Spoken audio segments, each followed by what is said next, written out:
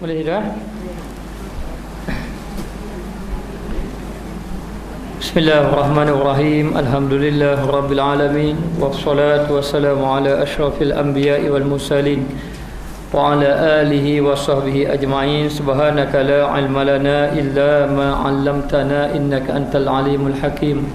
Rabbi shrah li sadri wa yassir li amri wa hlul 'uqdatam min lisani yafqahu qawli. Kemudian ketahui olehmu bahawasanya perkataan yang jatuh di dalam hati dan pada telinga dengan menempati makanan yang jatuh di dalam perut.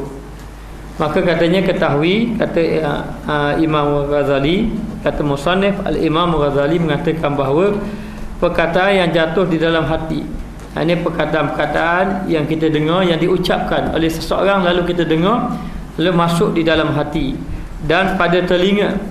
Setelah kita mendengar orang berucap, maka masuk di dalam hati dengan menepati makanan yang jatuh di dalam perut, seperti makanan yang jatuh dalam perut. Jadi ucapan tadi bila masuk dalam hati ni, payah dah nak keluar balik, sebab kita sudah dengar ucapan tadi. Seperti makanan yang sudah masuk di dalam perut. Maka setengah daripadanya yang memberi mudarat. Maka ucapan yang kita dengar tu di antaranya memberi mudarat. Kadang-kadang kita tidak berkata, hanya kita mendengar apa yang orang lain ucap, memberi mudarat kepada kita, yakni seperti memberi kepada dosa, membawa kepada dosa. Dan memberi mudarat, setengahnya daripadanya yang memberi mudarat, dan setengah daripadanya yang memberi manfaat, dan setengahnya memberi manfaat. Jadi penggunaan telinga, kita mendengar telinga, sama ada pendengaran tadi yang masuk dalam hati itu memberi kebaikan ataupun memberi kemudaratan. Memberi kemudaratan ini adalah seperti fitnah-fitnah yang kita dengar. Fitnah-fitnah ataupun kata-kata keji atau perbuatan-perbuatan yang keji, akibat daripada kita mendengar perkataan yang keji itu masuk dalam hati. Masuk dalam hati menyebabkan hati kita menjadi gelisah. Hati kita jadi tidak tenang, sedikit sebanyak memberi kesan kepada ibadat yang kita lakukan tadi. Dan ada juga yang memberi kebaikan, seperti kita mendengar majlis-majlis ilmu, pengajian-pengajian ilmu, perkataan-perkataan yang baik, ataupun kita mendengar nasihat-nasihat daripada orang-orang yang memberi nasihat kepada kita. Ini memberi kebaikan kepada kita, hasil daripada kita mendengar. Maka mendengar ini sama ada memberi kebaikan ataupun memberi kemudaratan kepada kita.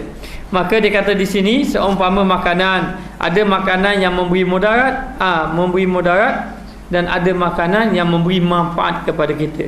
Dan setengah daripadanya makanannya, dan setengah daripadanya racun. Jadi setengah daripadanya makanan, di antaranya ada yang mengandungi kemudaratan seperti racun. Racun, bila kita makan tiba-tiba racun memberi mudarat kepada tubuh badan kita.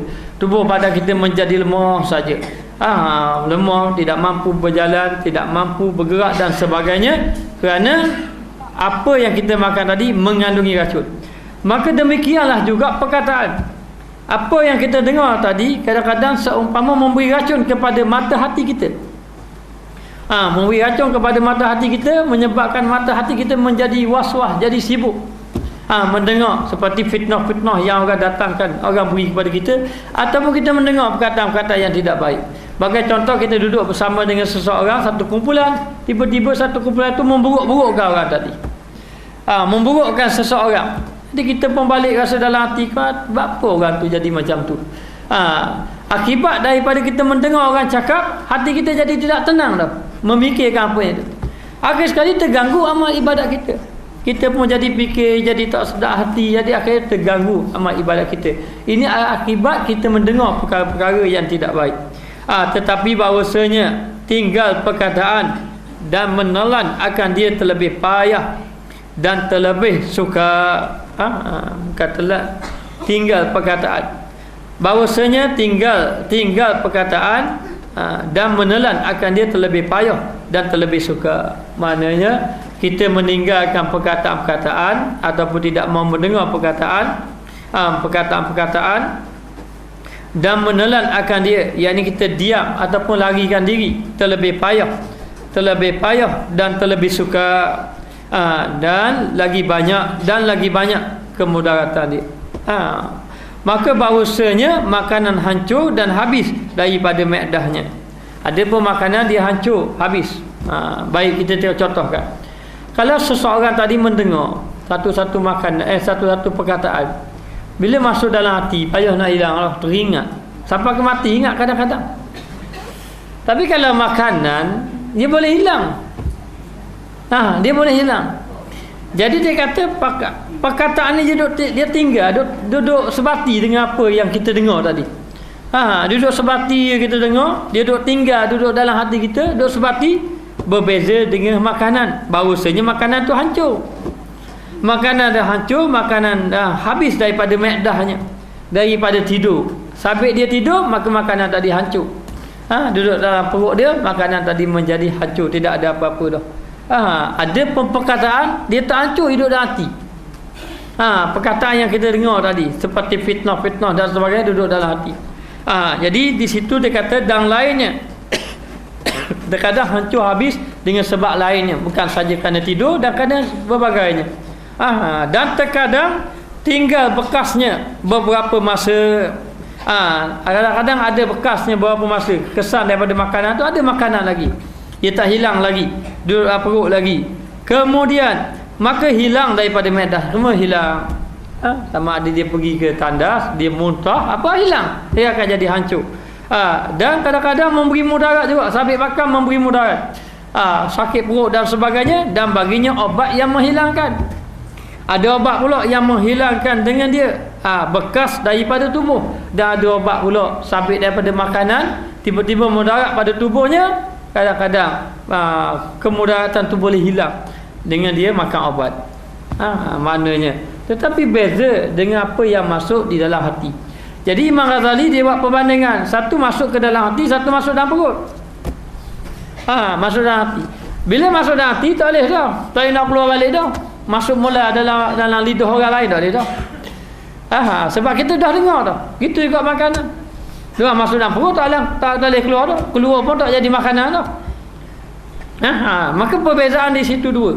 Akibat kita mendengar perkataan-perkataan yang menyakitkan hati kita, masuk dalam hati kadang-kadang kekal. Kekal. Dan satu lagi, makanan ada pemasuk dalam perut kita, ada yang tidak kekal. Mana antara dua ini, makanan yang masuk dalam perut dengan pendengaran yang masuk dalam hati, mana mudarat yang besar? Mudarat yang besar adalah pendengaran.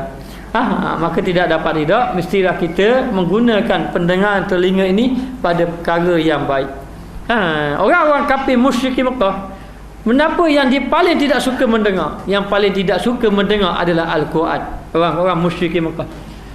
Sehingga kan mereka mengatakan di dalam Al-Quran, orang-orang kafir mengatakan bahawa la tasma'u li hadzal Quran walghaw fihi la'allakum taghlibun.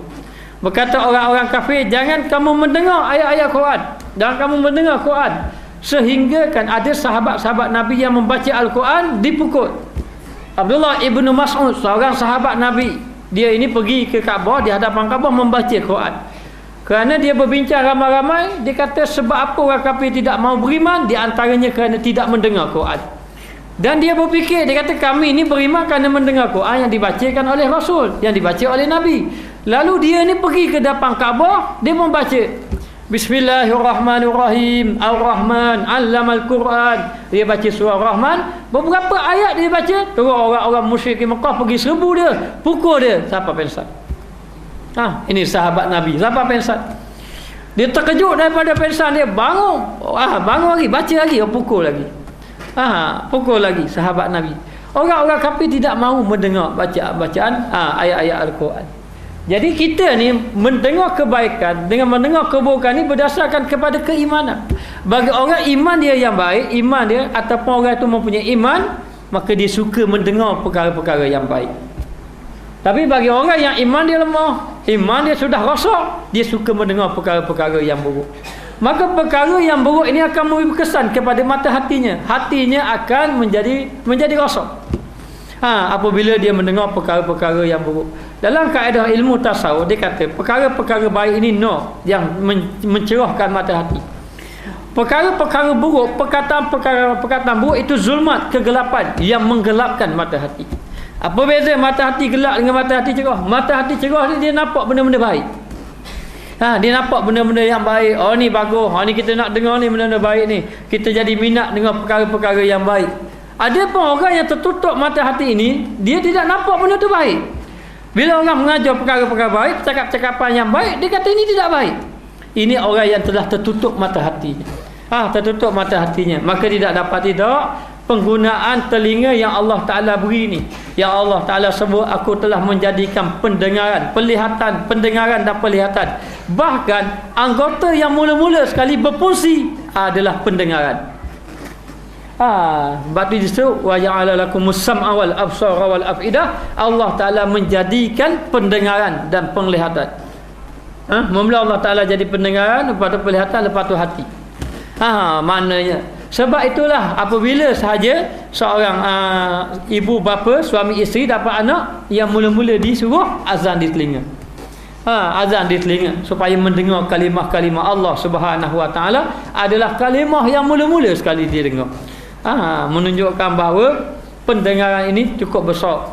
Sabit dengan ada telinga, kita mesti gunakan pendengaran tadi, telinga tadi mendengar perkara-perkara baik, mendengar kepada perkara-perkara yang berfaedah. Supaya tidak memberi mudarat kepada kita. Maka ada pun perkataan yang jatuh di dalam hati manusia. Jatuh dalam hati, perkataan yang kita dengar masuk dalam hati manusia, terkadang tinggal serta sekalian umurnya. Tinggal. Apa makna tinggal? Maknanya kekal dalam hati. Kekal sepanjang hidup. Melekat ataupun kekal sepanjang hidup perkataan yang dia dengar. Yang dia dengar tadi, apabila masuk di dalam hati. Kalau perkataan itu perkataan yang baik, itu alhamdulillah. Maka apabila perkataan itu jahat, masuk di dalam hati, jatuh, perkataan yang jatuh di dalam hati manusia, terkadang tinggal ataupun melekat serta sekalian umurnya, yakni sepanjang hidupnya. Dan tiada lupa akan dia, dan lekat duduk dalam hati ni, tak lupa dah, tak hilang-hilang dah. Sebab tu kalau makanan pun hilang juga. Makanan yang kita makan pun hilang juga.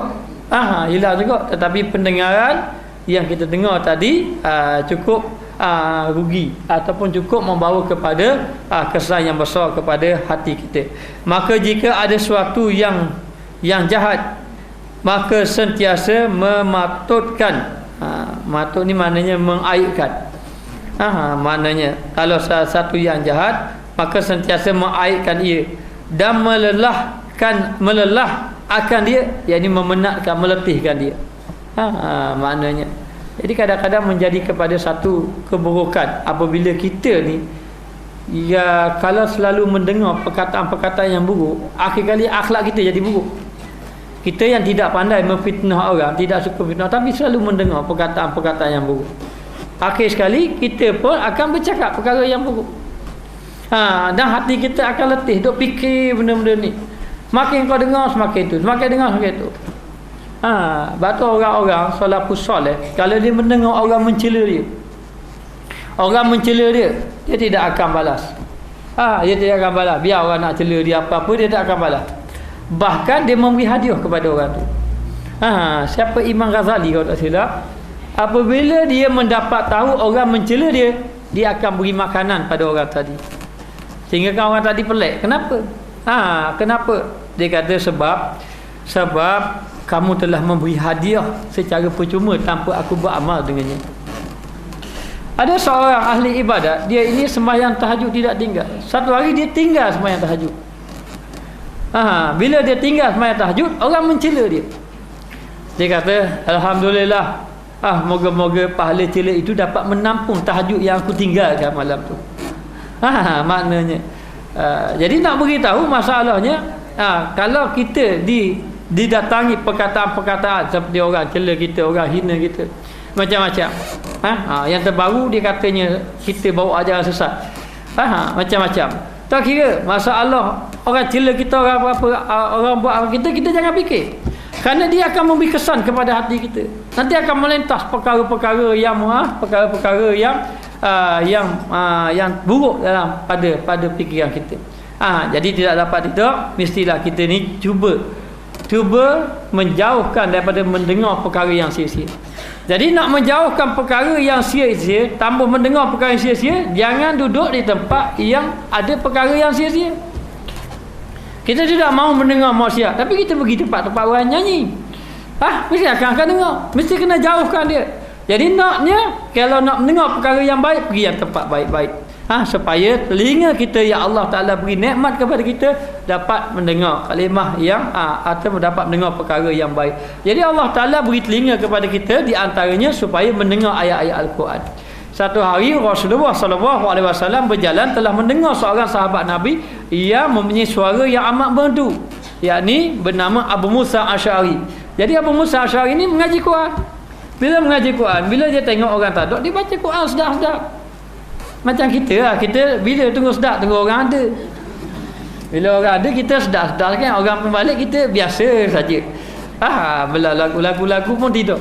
Jadi Abu Musa Asy'ari ini, dia berlagu-lagu. Sehingga kan Rasulullah datang, dengar dan merasa tertarik dengan apa yang dibaca oleh sahabat Nabi ini.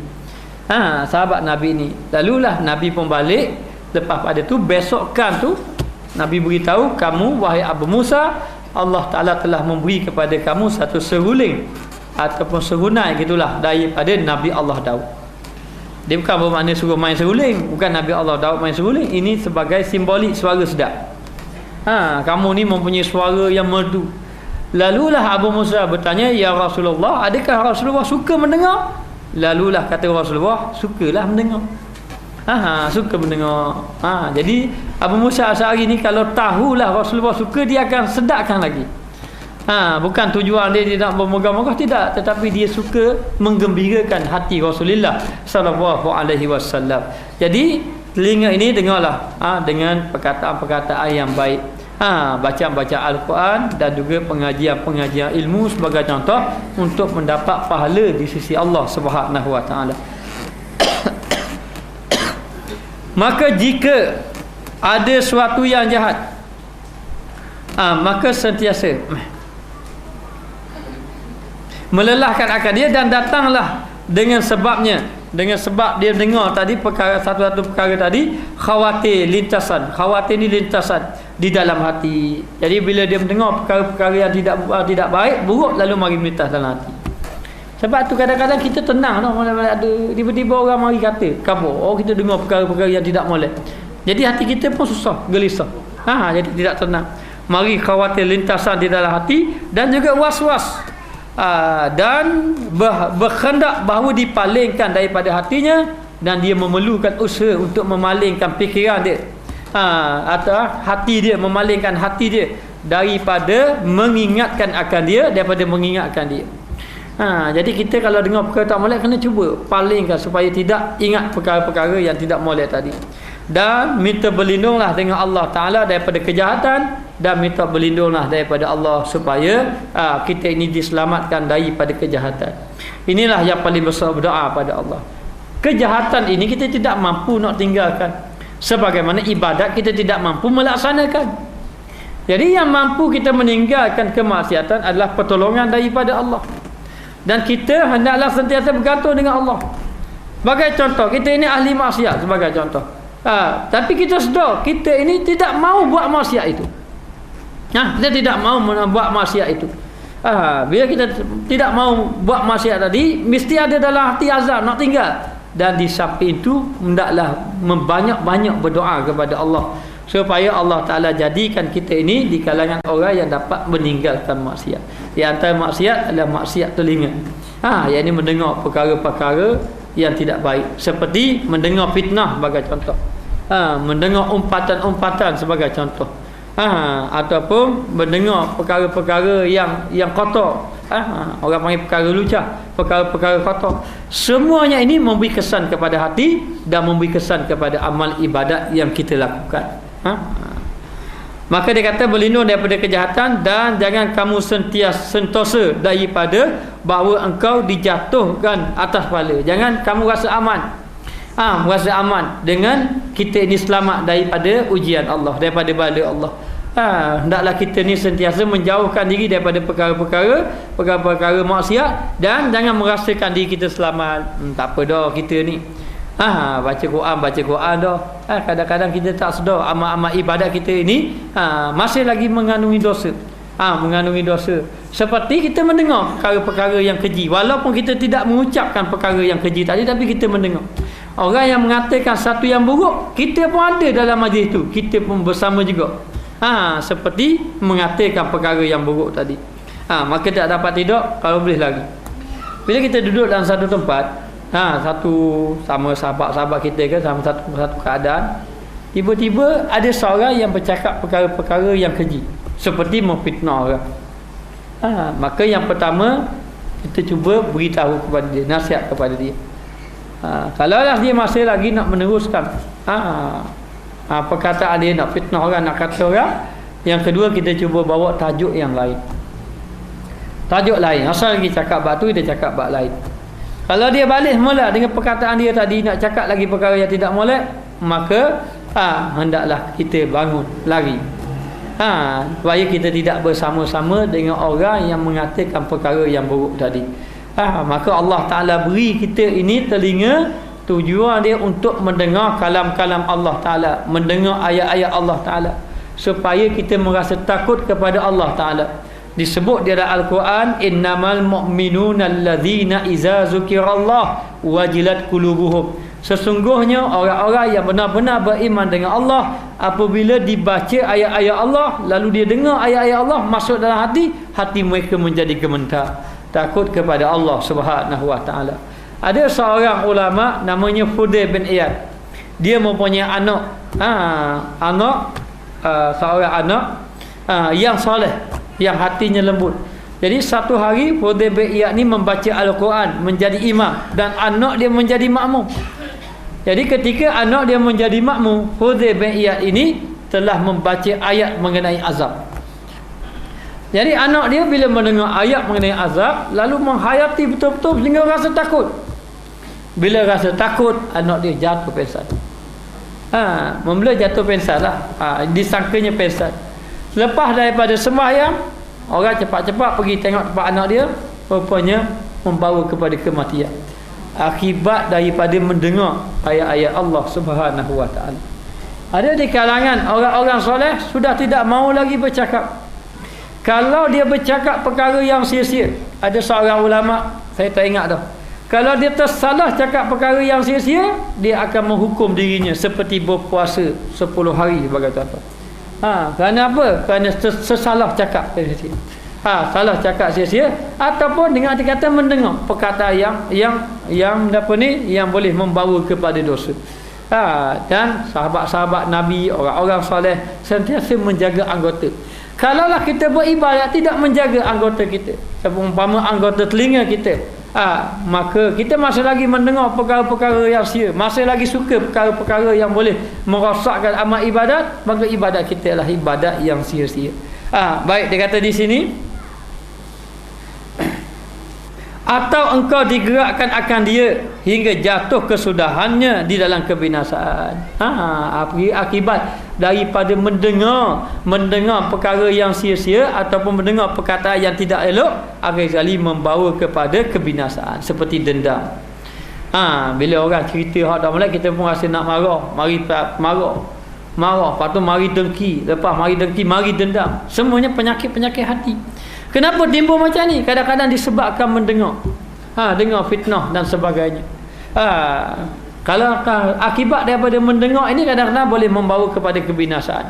Seorang sahabat Nabi dengar berita, ada orang ni dia tidak, satu kampung tidak mengerjakan ibadat, mereka tidak menyembah Allah. Dengar berita je, sahabat Nabi siap sedia lalu, kita perang kumpulan ni, kita hancurkan kampung ini, kerana kampung ini tidak mengerjakan ibadat, tidak menyembah Allah. Bila dengar berita, sahabat Nabi kumpul-kumpul nak pergi serang. Siapa dekat perkampungan tadi dengar orang azan, Allahu Akbar, Allahu Akbar, dengar azan, dia naik pelik. Kenapa ni, betul kan ni? Orang tu kata, dak, dia azan ni kerana tahu kumpulan kita datang azan. Sebab tu dia azan. Kata dak lagi, mungkin dia ni memang beriman dah. Akhir sekali balik jumpa Nabi. Nabi kata, kalau kamu pergi serang, kamu akan binasa. Maknanya akibat dia dengar berita fitnah. Dalam satu peperangan, dalam peperangan, kalau tak silap peperangan Khandaq, peperangan Gali Parit kalau tak silapnya, orang-orang kafir dia buat rancangan pergi ke Madinah. Jumpa dengan sahabat-sahabat Nabi, cerita orang kafir ni jangan perang lah, dia hebat, dia ramai, jadi takut. Sehingga kan sahabat Nabi jadi was-was, tak jadi nak perang lah macam-macam hari. Lalulah turun ayat, Nabi cerita, jangan kamu mendengar, kamu bersama dengan Allah, dengan Rasul. Kalau datang wahyu daripada Allah, apa yang daripada Rasul dengar, jangan dengar pada orang-orang kafir, jangan dengar pada orang-orang fasik. Sebab itu perkataan yang kita nak dengar mesti dengar daripada orang yang soleh. Dengar daripada orang yang soleh, orang yang ada nur hatinya, orang yang ada kebaikan. Jangan mendengar daripada perkataan-perkataan orang-orang yang buruk akhlaknya. Kerana orang yang buruk akhlaknya, dia akan suka cakap perkara yang buruk. Bila kita ni berkawan dengan orang yang suka bercakap perkara yang buruk, akhir sekali mengheret kita pada perkara yang buruk. Buat daripada perkara yang membawa kepada dosa. Maka dia kata jatuh kesudahannya dalam kebinasaan yang amat besar dengan yang demikian itu. Dan jikalau ada engkau peliharakan telinga engkau, kalaulah kita jaga telinga ini cukup besar nikmat yang Allah Ta'ala berikan kepada kita daripada mendengar barang yang tiada memberi faedah akan dikau. Kita jaga telinga kita supaya tidak mendengar perkara-perkara yang tidak memberi manfaat. Sebab tu ada setengah orang-orang soleh sudah tidak mahu lagi bercakap perkara-perkara yang sia-sia. Jadi supaya dan tidak mahu lagi mendengar. Kalau bercakap perkara yang sia-sia, kadang-kadang dia diam, dia terus lagi. Kerana tidak mahu masuk perkara yang sia-sia dalam kita, dalam hati kita. Jadi kita ni, hati kita ini akan mengikut apa yang kita dengar sebenarnya. Kalau kita banyak mendengar kebaikan, maka hati kita ingin kebaikan. Tapi kalau kita banyak mendengar keburukan, maka hati kita akan memikirkan tentang keburukan. Ini yang berlaku. Maka tidak jagalah telinga yang Allah Ta'ala beri. Jangan dengar perkara yang tidak memberi kepada faedah kepada kita. Dan adalah engkau daripada segala pekerjaan itu kesenangan engkau. Kalaulah kamu memelihara telinga, maka kamu akan mendapat kesenangan. Senang kita. Hati kita akan jadi tenang. Sabit kita jaga telinga, tidak dengar fitnah, tidak dengar perkara-perkara yang sia-sia, tidak mendengar orang mengadu domba, hati kita tenang, tak ada fikir apa-apa. Maka dia kata kesenangan engkau maka hendak ditilik oleh orang yang akhir. Lebih-lebih lagi orang yang berakal. Ini dapat dipahami, dapat ditilik, dapat dipikir oleh orang-orang yang akhir. Akhirnya orang yang berakal di dalam demikian itu, dalam perkara tersebut. Maka Allah Ta'ala memberi telinga kepada kita untuk kita mendengar perkara-perkara yang baik. Dan telinga ini untuk kita mendengar kalam-kalam Allah, hadis-hadis Nabi, perkataan-perkataan Allah Subhanahu Wa Ta'ala. Tapi malangnya hari ini manusia tidak mahu mendengar kebaikan. Sehingga kan mata hati manusia itu sudah tertutup, ditutup dengan cahaya, dengan kegelapan yang mereka dengar sehingga masuk di dalam hati mereka. Apabila bercakap tentang perkara yang membawa dosa, hati kita akan menjadi gelap. Gelap. Bila gelap, kita sudah tidak dapat beza yang mana satu baik, yang mana satu yang buruk. Sehingga kan perkataan yang baik itu dianggap buruk dan perkataan yang buruk itu dianggap baik. Hari ini kalau kita tengok, mana orang yang nak dengar? Nak dengar menyanyi ke nak dengar ceramah agama? Mengenai pengajian agama. Orang sudah tidak mahu lagi pengajian agama, sudah dipandang sepi, tidak memberi faedah lah macam-macam. Ini adalah disebabkan mata hati sudah tertutup. Tapi bila kita tengok kenapa berlaku macam tu? Kerana memang dia selama ini mendengar perkara-perkara yang buruk. Bila perkara-perkara yang buruk, hatinya nak perkara-perkara yang buruk. Tapi kalau dia mendengar perkara-perkara yang baik, hatinya akan ingin mendengar perkara-perkara yang baik dan dapat membezakan perkara yang mana baik, yang mana yang buruk. Wallahul muwaffiq. Moga-moga Allah Ta'ala memberi pertolongan kepada kita dalam melakukan amal ibadat kepada Allah, dalam menjaga kita daripada perkara-perkara maksiat.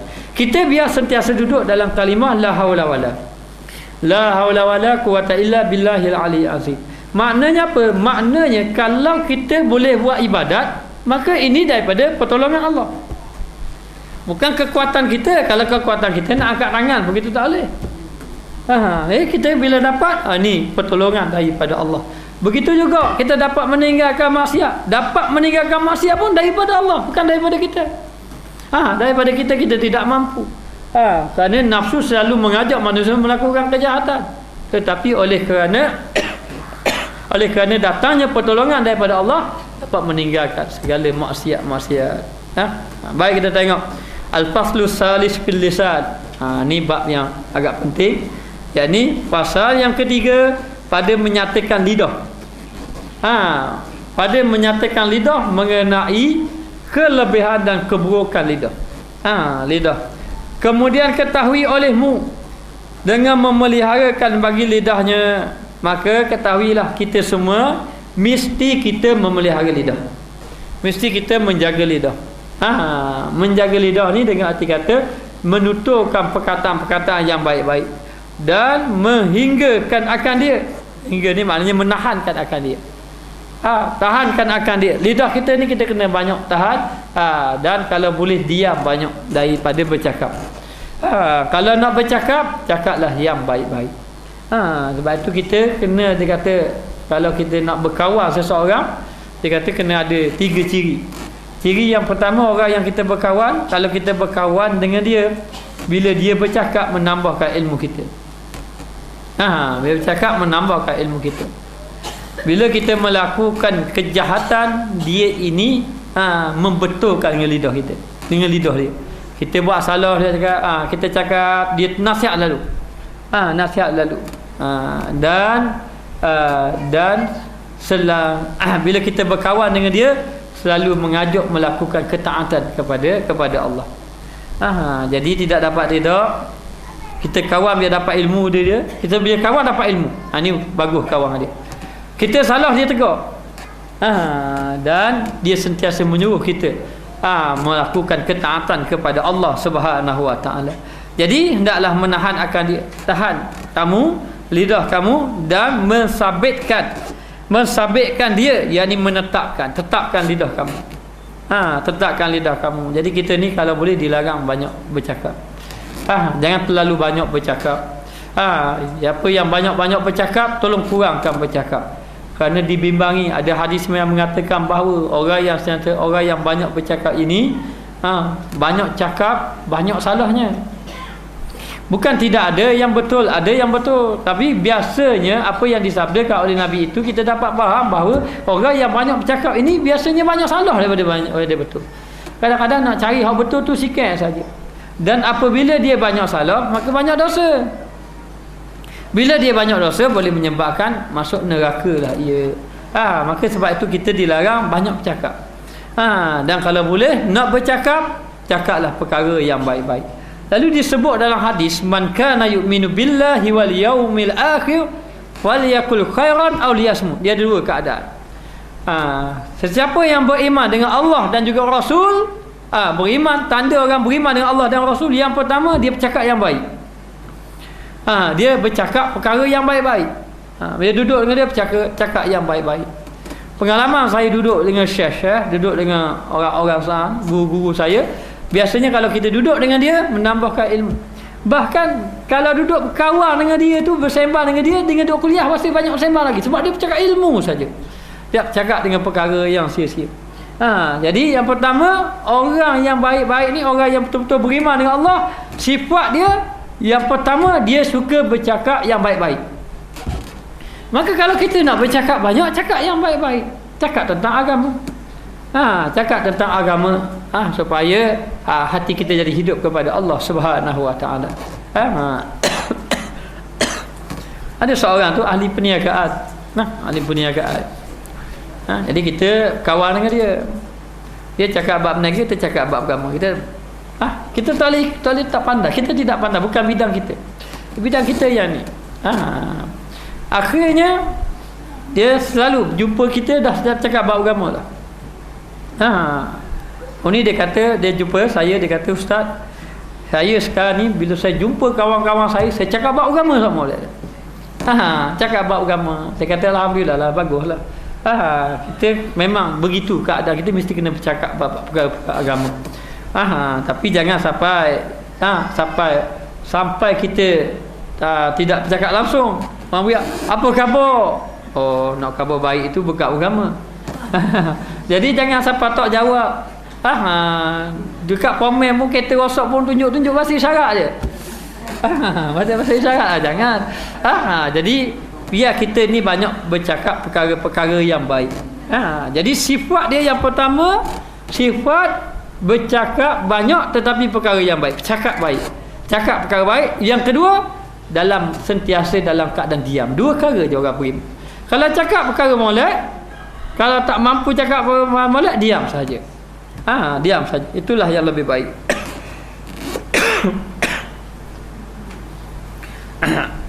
Maka bahawasanya terlebih sangat daripada segala anggota liarnya.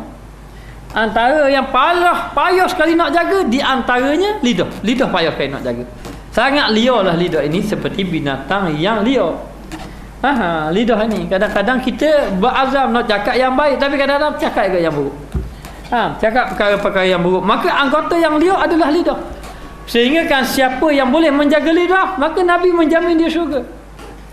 Nabi beritahu siapa yang boleh menjamin anggota ini, aku jamin dia syurga, yakni lidah. Dan ada di kalangan sahabat Nabi itu, dia letak batu duduk dalam. Dia tambah cakap. Dan pernah satu ketika Saidina Abu Bakar As-Siddiq, dia seorang dia jelek masuk. Lepas tu jelek pula masuk. Kebetulan sahabat lain apa? Kata apa kena ni? Dia seorang lagi jelek lidah masuk. Dia saja buat jelek lidah masuk. Lalu pergi datang, jumpalah dengan Saidina Abu Bakar As-Siddiq. Bila jumpa Saidina Abu Bakar As-Siddiq, lalulah Saidina sahabat Nabi tanya. Dia kata, aku telah melihat kamu ini menjelekkan lidah, kemudian masuk. Jelek lidah masuk. Kenapa? Apa masalahnya? Sakit lidah ke apa? Katanya Saidina Abu Bakar bahawa dia duk fikir mengenai bahayanya lidah. Bahayanya lidah. Kan Saidina Abu Bakar ni dikenali dengan Siddiq. Abu Bakar As-Siddiq, orang yang sangat benar. Percakapan yang sangat benar ni Saidina Abu Bakar As-Siddiq, kerana Saidina Abu Bakar membenarkan Nabi, dan Nabi orang yang bercakap benar. Dan Nabi sekali-kali tidak pernah dusta. Tidak pernah berdusta. Jadi dalam keadaan macam tu, dia kata aku kerana memikirkan tentang lidah. Apabila manusia itu dapat menjaga ini, selamat. Dan dia tidak dapat menjaga ini, dia tidak selamat. Seorang muslimah, seorang wanita di zaman Nabi, seorang yang soleh. Bila dia seorang yang soleh, malam-malam dia semayang malam, siang baca Quran, patut berpuasa sunat, terkenal dengan kuat amal ibadatnya kepada Allah Ta'ala, lalu orang-orang ramai menganggap bahawa wanita ini adalah ahli syurga. Bila dalam keadaan macam tu, maka ditanya kepada Nabi. Bila ditanya kepada Nabi, mengenai wanita ini, apa pandangan Rasulullah, apa pandangan Nabi mengenai wanita ini, Nabi mengatakan wahia finnar, dia ini duduk dalam api neraka.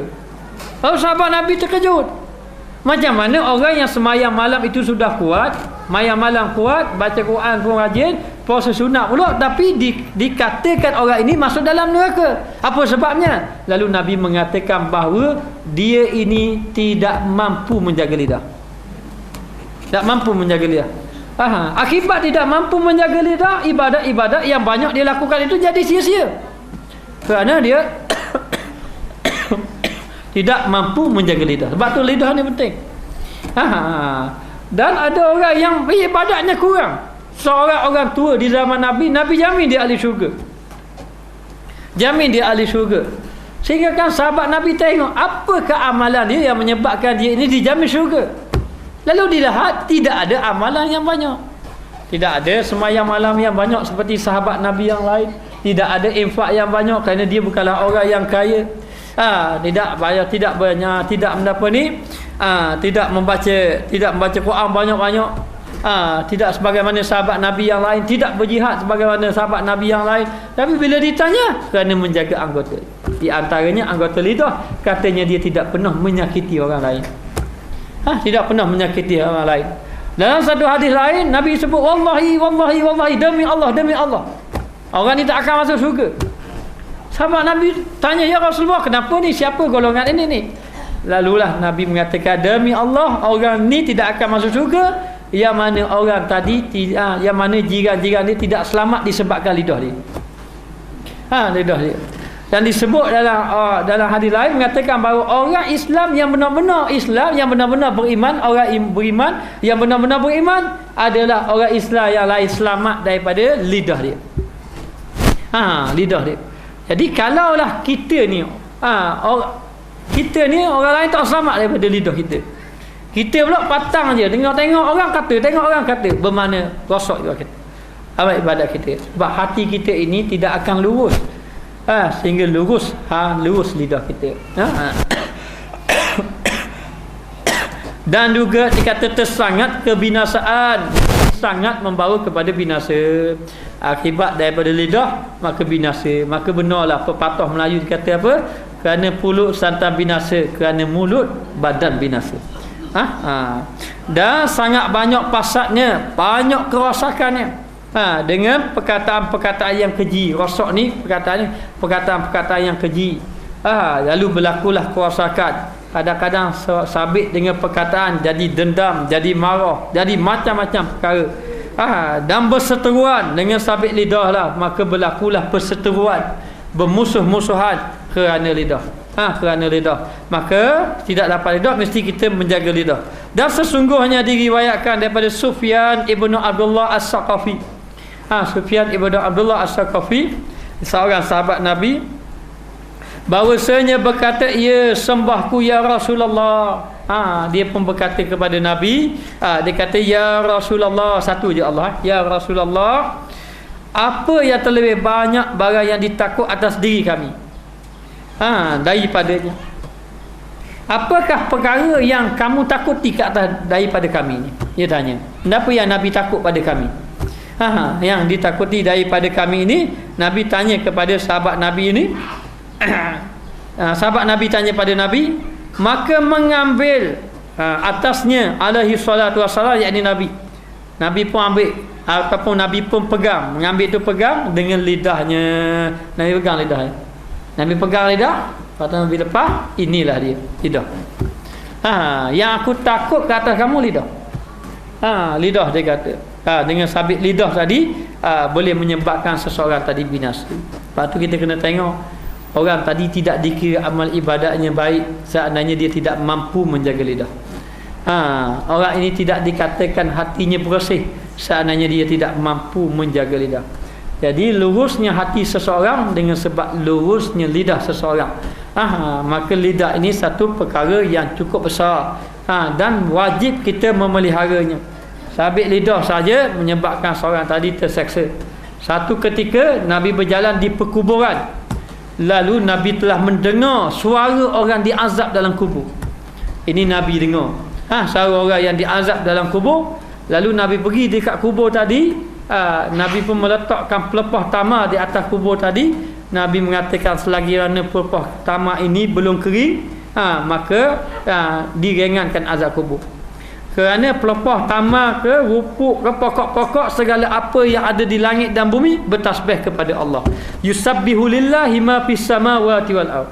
Bertasbih kepada Allah apa yang ada di langit dan bumi.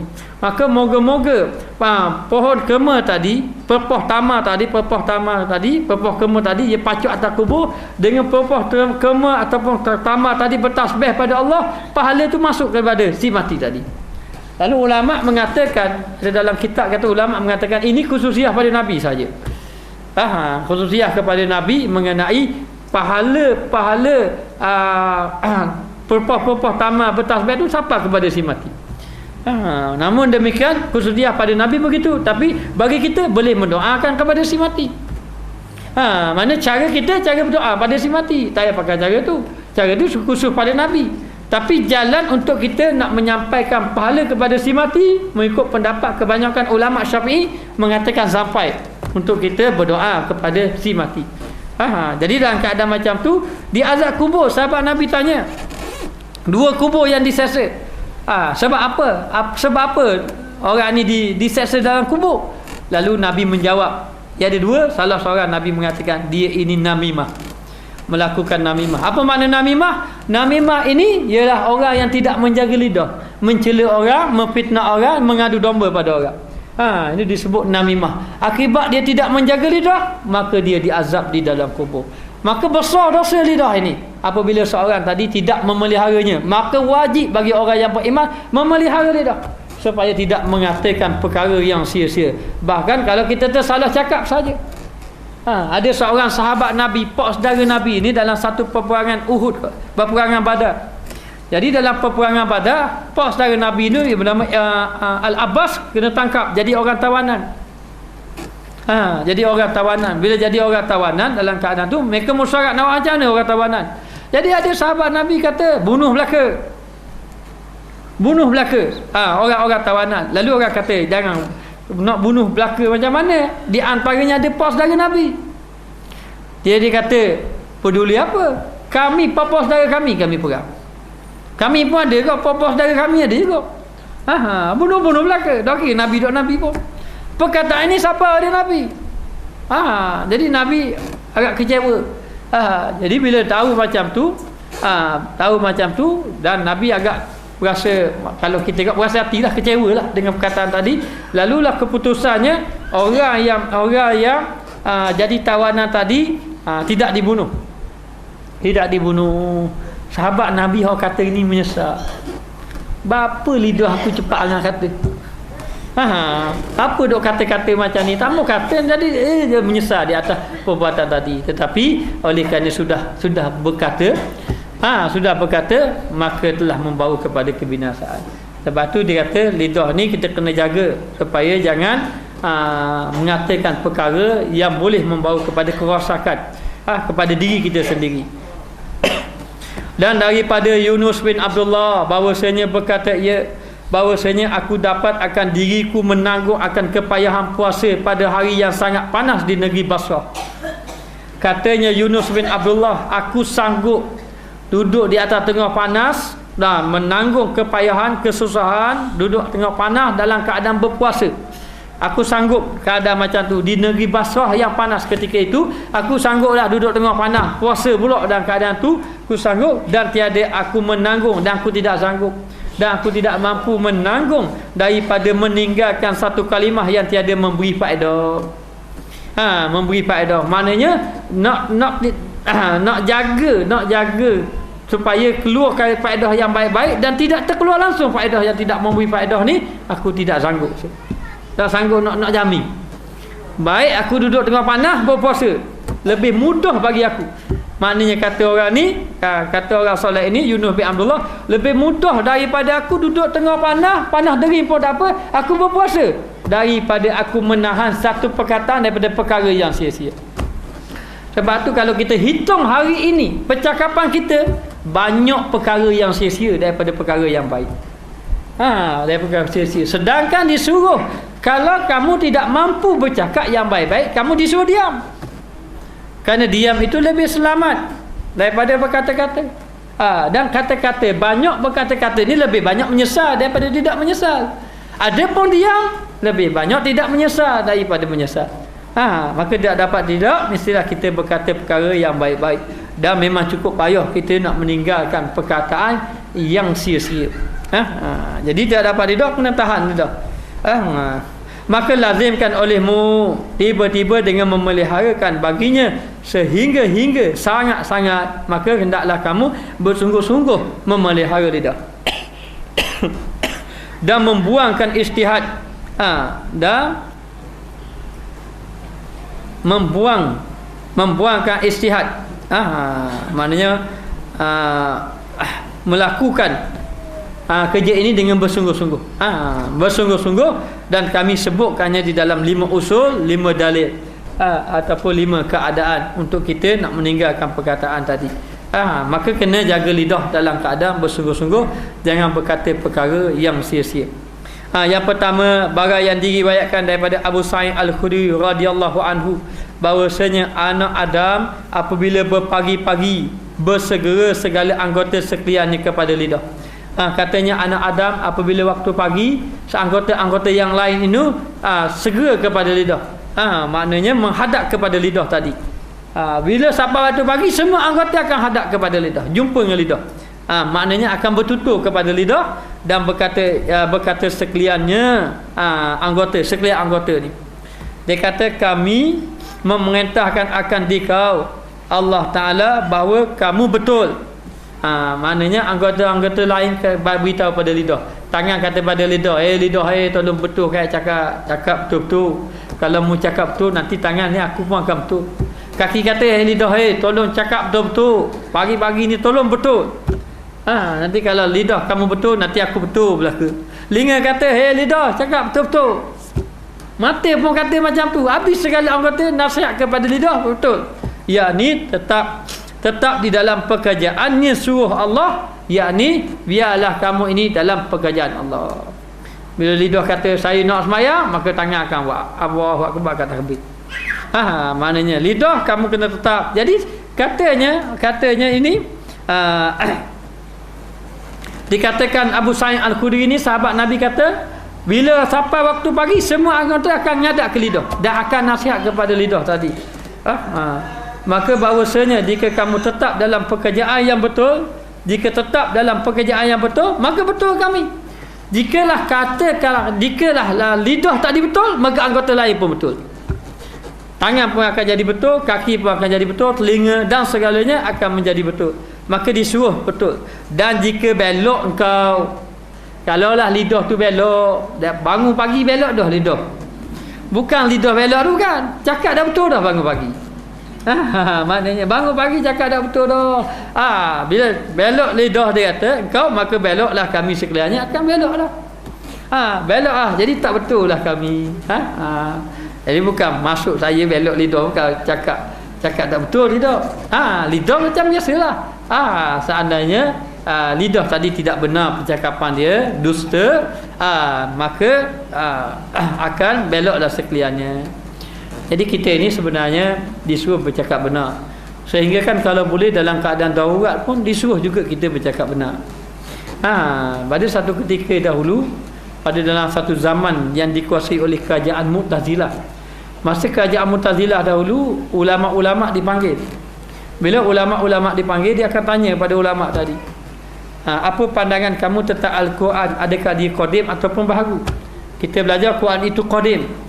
Maka siapa yang mengatakan Quran itu qadim, maka dia akan diseksa. Ulama tadi akan seksa.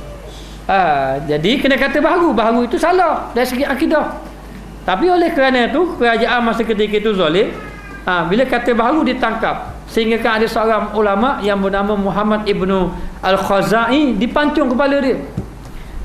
Pancung kepala dia kerana mengatakan Quran itu qadim saja. Jadi satu hari dipanggilnya Imam Syafi'i, kalau tak silapnya Imam Syafi'i. Bila dipanggil saja Imam Syafi'i, lalu dia tanya, Quran itu qadim ke baharu? Kalamullah itu qadim, tidak ada mula, tidak ada akhir. Tapi Imam Syafi'i akak tangan, dia akak jari.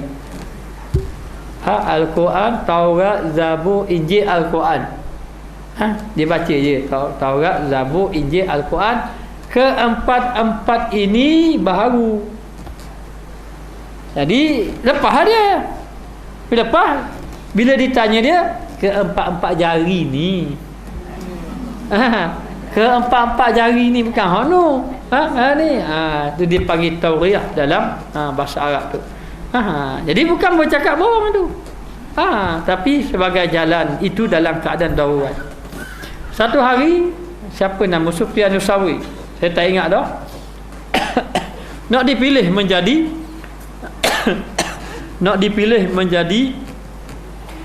menjadi qadi. Jadi qadi. Jadi ada 3 orang dipilih. Sufyan Tsauri salah seorang, Qadhi Iyad, lepas tu ada Imam Abu Hanifah, saya tak ingat dah. Imam Syafi'i gitu pilih nak jadi qadi. Orang dah dahulu jadi qadi ni lari takut jadi qadi. Jadi dipanggil tiga-tiga. Dia panggil tiga-tiga. Satu hari dalam perjalanan tu tiba-tiba ada orang bawa jerami. Salah seorang terjun dengan jerami, hilang, tinggal 2 orang je. Lepas pada tu Imam Malik, saya seorang Imam Malik, Imam Abu Hanifah, Imam Malik sampai kepada pergi jumpa khalifah. Dua khalifah tengok kurang seorang. Lalu ditanya, dia kata aku ingin lantik kamu menjadi dia 4 orang, seorang lari, seorang buat gila, dia jadi gila. Oh gila. Bila khalifah tanya-tanya ni cakap macam orang gila. Oh kata ni orang gila tak jadi qadi. Ni lari. Lepas tu tinggal 2 orang. Jadi dia pun kata dia kata saya ini tidak ada ilmu, tidak boleh menjadi qadi. Sedangkan Imam Malik ni orang banyak ilmu. Lalu khalifah kata bohong. Kamu kata kamu tidak ada ilmu, bohong. Lalulah katanya Imam Malik, oleh kerana khalifah kata saya bohong, orang bohong tak layak jadi qadi. Katanya oleh kerana kata saya bohong, orang bohong tak layak jadi qadi. Akhir kali nantilah qadiiyat. Qadiiyat. Jadi nak beritahu tu bukan bercakap bohong, tidak. Dia mana dalam keadaan darurat pun kita kena bercakap benar. Dan Nabi SAW sekali-kali tidak pernah bercakap bohong. Dalam bab gurau pun tak cakap bohong. Satu hari orang minta pada Nabi, ya Rasulullah, saya nak ibu kuda seekor. Ibu kuda. Lalulah Nabi beri anak kuda. Nabi kata tak apalah, aku bagimu ibu kuda seekor. Lalulah sahabat Nabi ni tunggu, Nabi pun beri anak kuda. Dia kata, ya Rasulullah, kan Rasulullah janji saya nak beri ibu kuda. Rasulullah kata, setiap ibu kuda kan dia jadi anak kuda dulu. Memanglah dia anak kuda, nanti jadi ibu kuda. Barulah sahabat Nabi ni faham.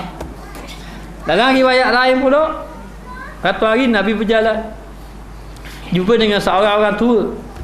Orang tua. Lalu orang tua pun jumpa Rasulullah. Dia jumpa Rasulullah, dia kata, ya Rasulullah, saya ini sudah tua, tolong doakan saya supaya saya masuk dalam syurga. Lalu Nabi kata, moci, orang tua tidak ada dalam syurga. Jadi bila dengar macam tu, moci tu sedihlah. Sedihlah. Menangis moci tadi. Nabi kata, bukan begitu moci. Nanti kalau masuk dalam syurga, yang tua pun jadi muda belaka. Barulah moci tadi faham. Jadi nak beritahu Rasulullah SAW, beliau baginda dalam keadaan sentiasa bercakap benar. Maka tidak dapat lidah, kita mesti menjaga lidah. Kerana lidah ini amat binasa kalau kita tidak menjaganya. Lebih-lebih lagi membawa kerosakan kepada amal ibadat yang telah kita lakukan. Maka dia kata muallif radhiyallahu anhu, yakni kata Imam Al-Ghazali,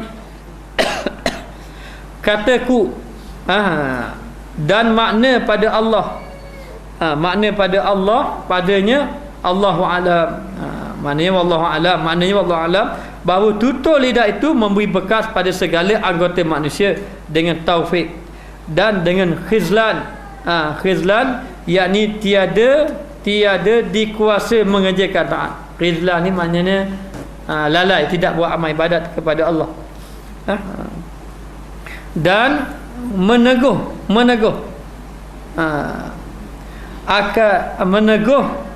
akan makna meneguh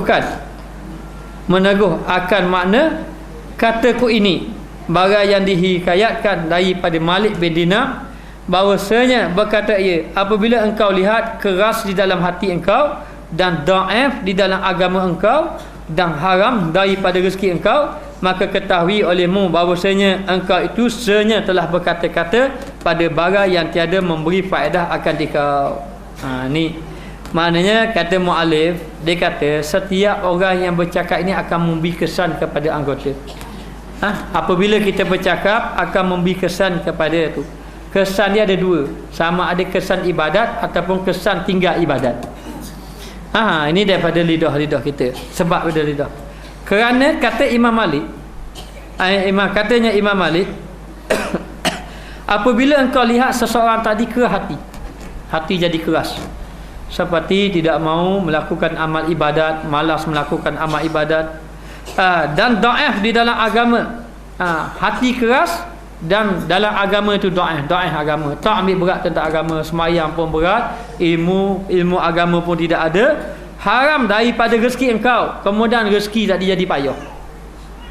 Kalau kamu melihat kepada seseorang tadi rezeki dia payah, agama dia pun lemah, Agama pun dia tak ambil berat tentang agama, hati dia keras. Kamu tengok orang tu berlaku tu. Tahu tu sebab apa seorang tadi jadi hati keras, kenapa seorang tadi jadi agama dia pun jadi lemah, dan kenapa tadi rezeki dia jadi payah. Maka ketahuilah olehmu bahawasanya engkau itu sebenarnya telah berkata-kata pada barang yang tiada memberi faedah akan mereka. Adalah disebabkan kerana orang itu bercakap perkara yang tidak memberi faedah.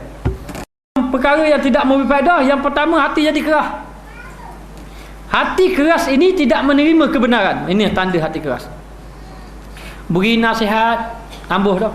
Takkan jadi sebab hati sudah keras. Kemudian lemah ibadat jadi lemah. Tidak mengerjakan ibadat, tidak mengerjakan sembahyang. Kemudian rezeki jadi payah. Sebab apa berlaku macam tu? Rezeki jadi payah ni kerana di antara sebab tidak menjaga lidah. Tidak menjaga lidah. Jadi kita kalau payah rezeki, janganlah kita dalam payah rezeki, lepas tu kita pula cakap pula menipu orang dan sebagainya, tu jadi payah. Begitu juga orang-orang kadang-kadang dia baik berniaga ke apa, berurusan, kadang-kadang bercakap bohong, dusta, menyebabkan rezeki itu menjadi susah. Ada zaman Nabi dahulu, ada seorang tu dia perangai jahiliah suka mencuri. Ada piti mencuri. Tetapi dalam waktu yang sama dia suka pada Nabi. Tetapi dia ni perangai dia suka mencuri. Lalu dia nak masuk Islam. Bila nak masuk Islam dia fikir, Allah, aku nak masuk Islam tapi ke mana perangai aku ni suka mencuri.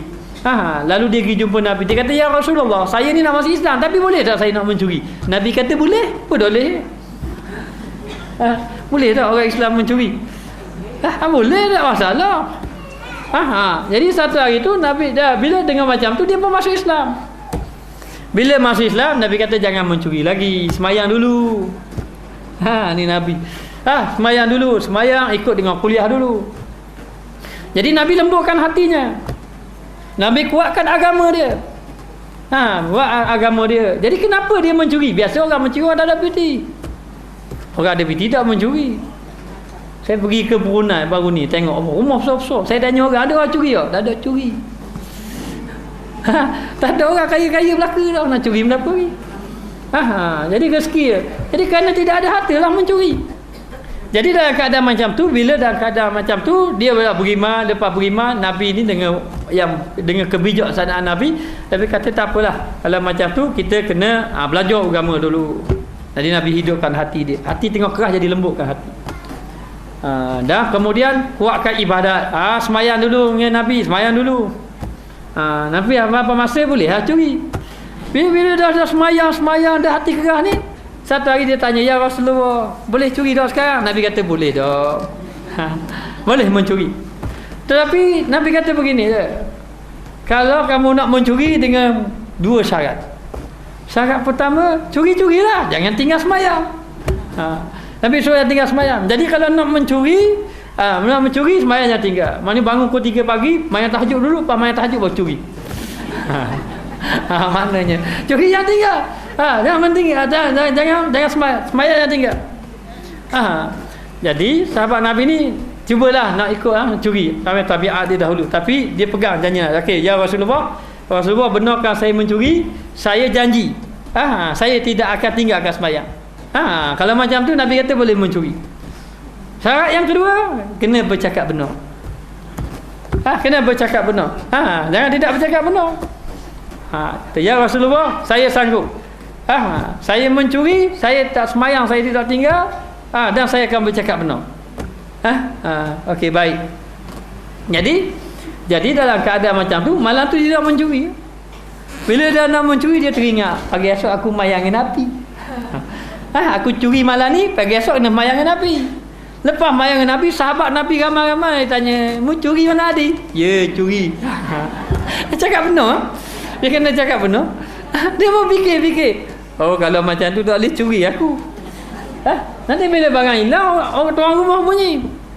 Orang telah mencuri. Bila orang cakap-cakap, orang pun tanya, mu curi? Memang aku curi. Jadi tak boleh orang takak dia, dah selamat juga dia. Tak selamat. Akhirnya dalam keadaan macam tu dia mengambil keputusan, malam tu dia curi. Bila dia tak mencuri, Lalulah dia duduk dengan Nabi, dia beribadat dengan Nabi. Dia beribadat dengan Nabi. Akhir sekali Allah Ta'ala murahkan rezeki. Jadi sebenarnya menyebabkan seseorang tu yang jadi payah rezeki kadang-kadang dengan sifat dia yang tidak menjaga lidah. Siapa yang menjaga lidah akan murah rezeki dia. Allah Ta'ala akan murahkan rezeki dia. Jadi kata Imam Malik cukup menarik. Dia katanya, hati keras, ibadat lemah, rezeki jadi payah adalah disebabkan dia tidak menjaga lidah. Dia tidak menjaga lidah. Maka dia kata di sini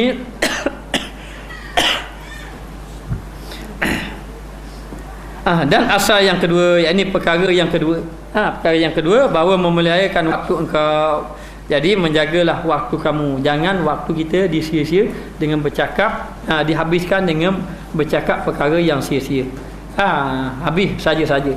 Sedangkan Nabi SAW bersabda, min husni islami mar'i tarkuhu ma la ya'ni. Daripada bercakap daripada perkara yang daripada keelokan kebaikan orang Islam itu meninggalkan perkara yang tidak memberi faedah. Jadi bercakap yang sia-sia ni makan masa 5-6 jam, rugi masa saja. Rugi masa. Sedangkan Allah Ta'ala memberi lidah ini digunakan untuk mencari keredaan Allah, mencari pahala di sisi Allah Subhanahu Wa Ta'ala. Jadi lidah tadi kita kena jaga. Dan lidah kena guna apa? Gunakanlah lidah dengan berzikir kepada Allah.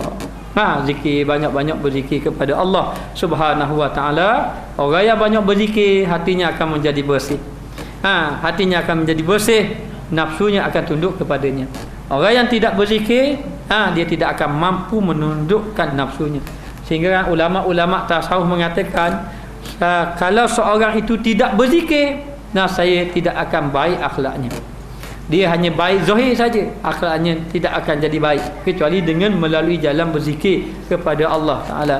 Jadi jangan rugikan masa sia-sia dengan bercakap perkara yang sia-sia. Maka gunakanlah lidah bercakap perkara yang baik-baik. Kerana setiap perkataan kita, may yalfadhu min qaulin illa ladaihi raqibun atid. Sesungguhnya apa-apa yang kamu lepaskan daripada lidah kamu, apa-apa yang kamu tuturkan daripada lidah kamu, di sisi kamu ada raqib dan atid. Dan setiap perkataan kita ini akan memberi dua, sama ada dosa ataupun pahala. Apa maknanya? Sama ada percakapan kita inilah yang membawa kita kepada bahagia, dan percakapan kita inilah juga yang membawa kepada kesengsaraan. Kita menahan lidah hari ini sekejap saja, kita mendapat kebahagiaan selama-lamanya. Tetapi hari ini kita tidak menjaga lidah seketika, kita mendapat kesengsaraan buat selama-lamanya. Jadi atas hati kita lah, penggunaan lidah kita. Gunalah lidah kita dengan perkara yang baik-baik. Moga-moga hati kita bersinar, kita akan mendapat keredaan Allah Subhanahu Wa Ta'ala. Wallahu a'lam. Bismillahirrahmanirrahim. Rabbana zalamna anfusana wa illam taghfir lana wa tarhamna lanakunanna minal khasirin. Allahumma 'allimna ma jahilna, Allahumma rizqna 'ilman nafi'an wa rizqna fahman thayyiba. Allahumma ya Allah ati anfusana taqwaha wa zakkiha anta khairu man zakkaha anta waliyuha wa maulaha ya arhamar rahimin. Ya Allah ya Tuhan kami, berkatkanlah kami semua ya Allah, berkatkanlah majlis ilmu ini ya Allah ya Tuhan kami, jadikanlah kami orang yang dapat meninggalkan maksiat ya Allah ya Tuhan kami, ringankanlah amal anggota kami dalam melakukan amal ibadat kepadamu ya Allah ya Tuhan kami, golongkanlah kami di kalangan orang-orang yang baik, golongkanlah kami di kalangan orang-orang yang soleh, dan jagalah kami ya Allah, selamatkanlah kami ya Allah daripada manusia yang dengki kepada kami ya Allah ya Tuhan kami, jadikanlah keberkatan daripada ribat hidayah ini ya Allah, berilah keberkatan kepada orang yang hadir dalam majlis ilmu, berilah keberkatan kepada orang yang hadir di dalam majlis yang berada, yang dilaksanakan dalam ribat ini ya Allah ya Tuhan kami, ampunlah segala dosa-dosa kami, dosa guru kami, dosa ibu bapa kami, dosa ahli keluarga kami, dosa jiran tetangga kami, dosa penduduk kampung kami ya Allah ya Tuhan kami, berkatlah kehidupan kami ya Allah, berilah kebaikan kepada kami di dunia dan keselamatan kami di negeri akhirat kelak. Rabbana atina fid dunya hasanah wa fil akhirati hasanah wa qina azabannar. Wa sallallahu ala sayidina Muhammad wa ala alihi wa sahbihi wa sallam walhamdulillahi rabbil alamin.